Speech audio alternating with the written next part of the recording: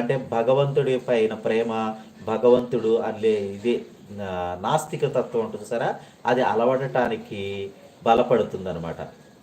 అయితే నాస్తికుల్లో కూడా చాలామంది ఎవరికి హాని తలపట్టరు. భగవంతుడు లేడు అని అంటారు తప్ప వారు ఎవరికి హాని చేయరు. సాటి మనిషి బాగు కోరేవాడు నాస్తికుడు. కాకపోతే అందరూ బాగుండాలి, అందులో మనం ఉండాలి అనేది ఆస్తికుడు. కాబట్టి అహంకారంగా రూపుదిద్దుకుంటే మనిషి సాధనలో కిందకు జారిపోతాడు. కాబట్టి ఆ మనిషి ఆధ్యాత్మిక పతనానికి అదే హేతు అవుతుంది. అహంకారంతో పాటు లోభ కామాలకు వసులై దుర్యోధన రావణ వినాశనాన్ని కొని తెచ్చుకుంటారు.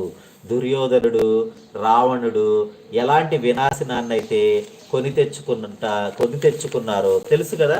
రావణుడు అహంభావంతో ప్రవర్తించి మదోన్మాదంతో విర్రవీగి చివరికి జీవితాన్ని కోల్పోయాడు. అలాగే దుర్యోధనుడు కూడా అది కామక్రోధాలు, ఇది మదమాశ్చర్యాదాలు, ఏది దుర్యోధనుడిది. కాబట్టి ఏది కూడా అతి పనికిరాదు. నియంత్రణ అనేది అవసరం. మనం తప్పు చేస్తున్నప్పుడు నియంత్రణ అనేది మన మనసు ఎరిగి ప్రవర్తించాలి. ఆ నియంత్రణ లేకపోతే చాలా ఇబ్బందులు పాలవుతాం. కాబట్టి భవనాన్ని అందంగా నిర్మించేది నిపుణులైన పనివారే, అయినా యజమాని తాను నిర్మించానంటాడు. చూసారా, భవనాన్ని నిర్మించేది ఎవరు? పనివాళ్ళు, అందంగా రూపుదిద్దే శిల్పులు.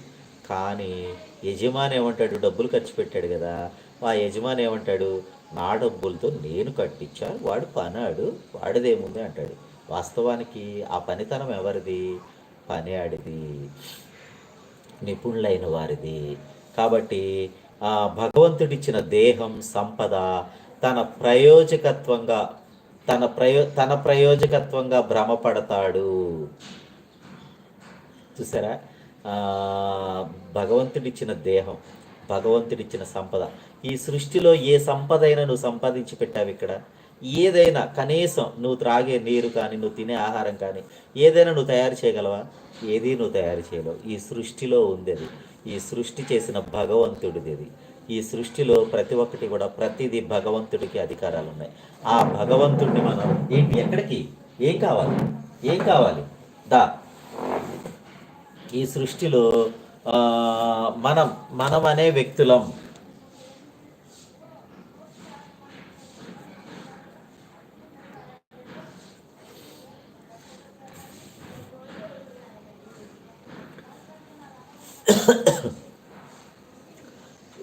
ఈ సృష్టిలో ఈ దేహం కానీ, ఈ సంపద కానీ ఏది మనం సృష్టించి కాదు, అది భగవంతుడు సృష్టించింది. దానికి మనం ఏమంటామో, భగవంతుడు అనుగ్రహంగా వ్యాపారాలు చేయడం మాత్రమే జీవితం కాదు.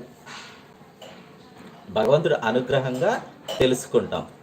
ఎందుకంటే సామర్థ్యాలు, గొప్పదనము భగవంతుడు అనుగ్రహంగా తెలుసుకుంటాం.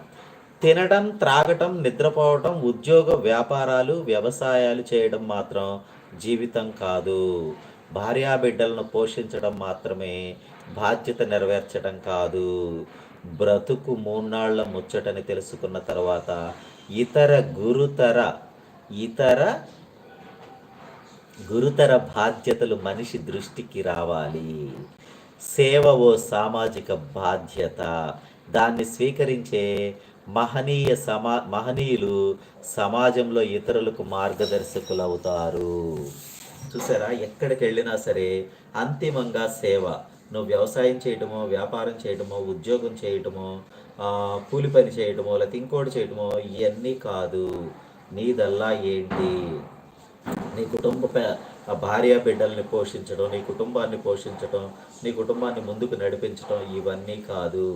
నీదల్లా ఒకటే, ఇతరులకు సేవ చేయటం భగవంతుడిచ్చిన వరం. ఆ గురుతర బాధ్యతలు మనిషికి దృష్టికి రావాలి. సేవ ఓ సామాజిక బాధ్యత. దాన్ని స్వీకరించే మహనీయులు సమాజంలో ఇతరులకు మార్గదర్శకులు అవుతారు. నువ్వు సమాజంలో నేను అది సాధిస్తా, నేను ఇది సాధిస్తా అంటారు కదా.